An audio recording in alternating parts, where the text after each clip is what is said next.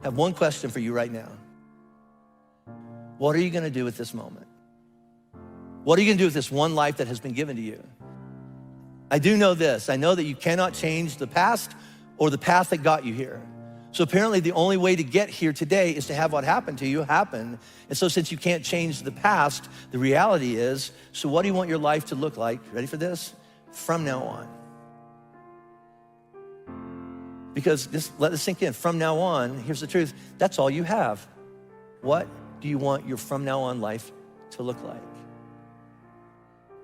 And the only person that gets to determine like that from now on life, what that looks like, is you.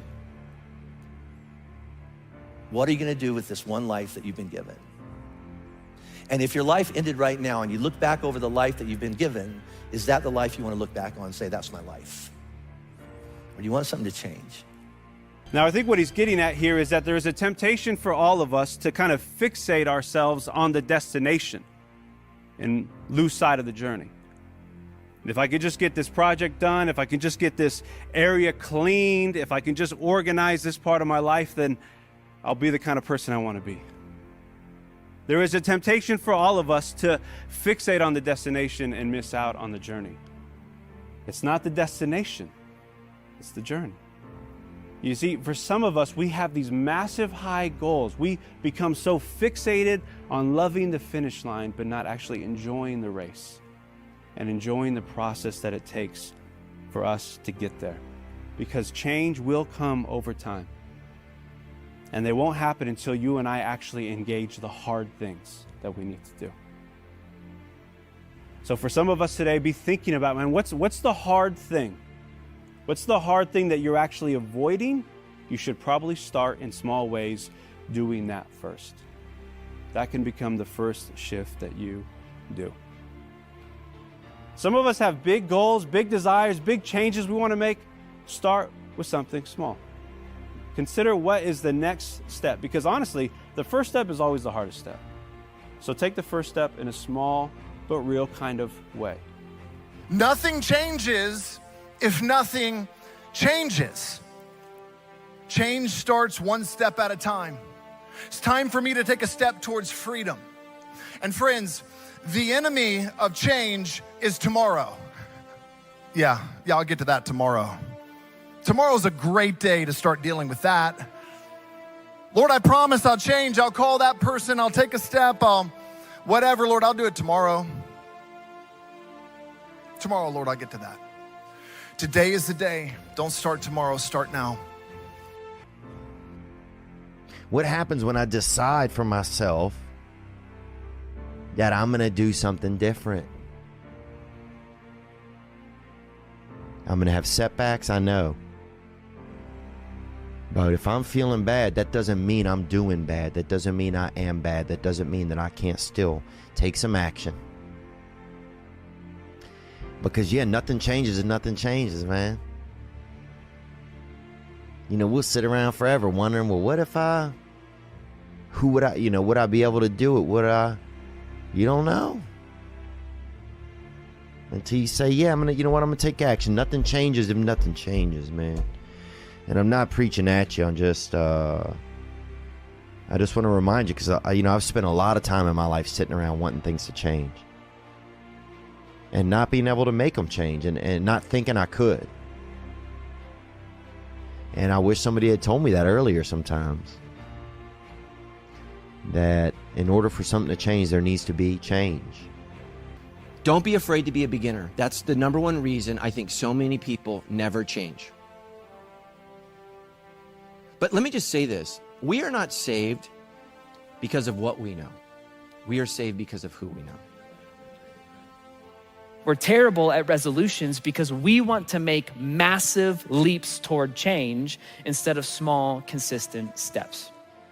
But then what happens is the amount of change I commit to is so overwhelming that I just quit.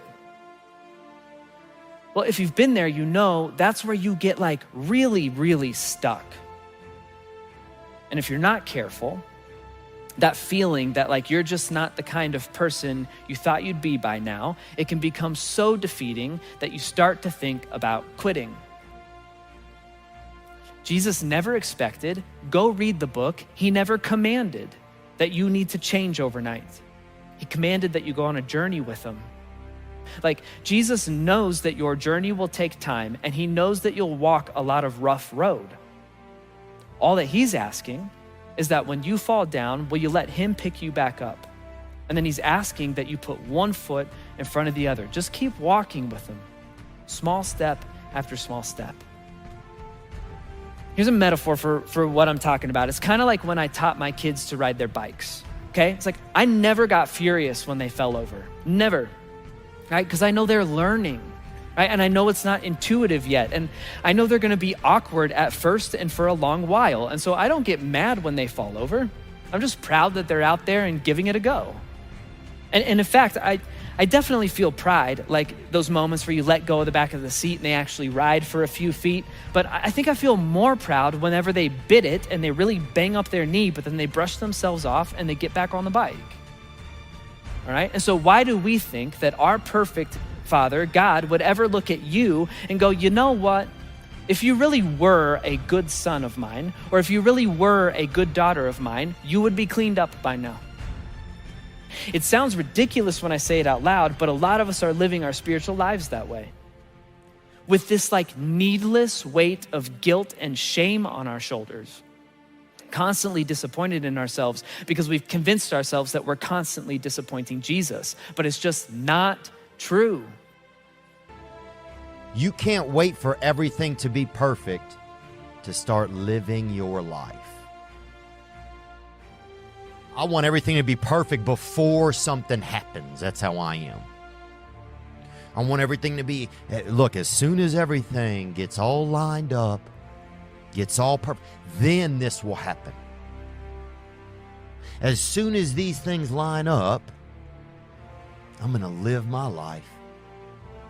Man, I'm so guilty of that. Because that's what I've done. My whole life has been like that. Inside of me, it has been, as soon as it's all lined up, I'm going to show you myself. I can't wait, man. It's not all I'm never going to get to that where everything's okay, where everything looks a certain way. And in the meantime, I'm burning the best time I do have available. I'm burning that candle up.